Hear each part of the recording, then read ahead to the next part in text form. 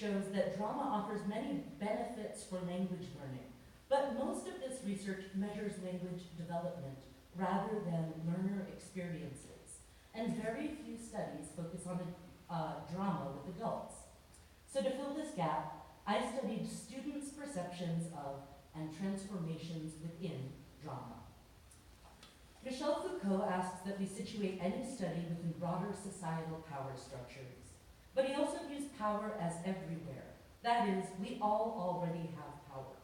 For my study, this theory both positions the students amid anti-immigrant rhetoric, but also in a position of power, rather than need of empowerment as is often advocated in education. So, for 4 months, I spent over 140 hours collecting data, shown on the left, then coded the data into themes to holistically represent the students' perceptions on the right. Today, though, I'm going to focus on 2 learners in particular. So all the learners were these ages, from these countries, these occupations, but I'm going to talk about 2 Haitian students. The first is Emmanuel. Emmanuel had been a successful student and nonprofit manager in Haiti, where he described himself as one of the best students in his class.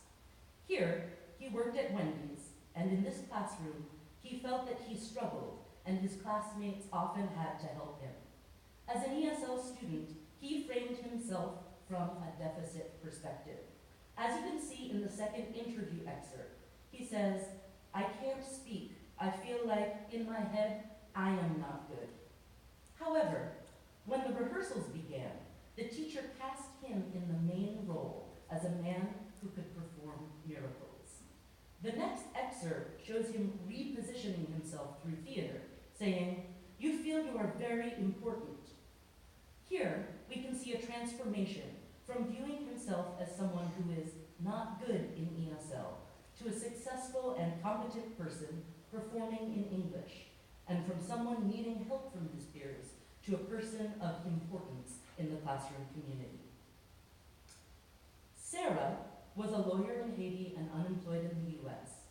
She longed for connection and community here and felt language was a barrier. She was a model student, rule-abiding, and very engaged in most ESL activities. However, when rehearsals began, her demeanor changed. She sat with her head on the desk and engaged reluctantly, if at all. For the first time in the course, she challenged the teacher. Sarah finally explained that it's not that she didn't want to do theater, she was unhappy being cast in such a small role. She was the tired mom, and she did not want to be that. Because she advocated for herself, she was given several more roles. Her transformation was amazing. She became engaged, and the audience remarked on her stage presence and performance.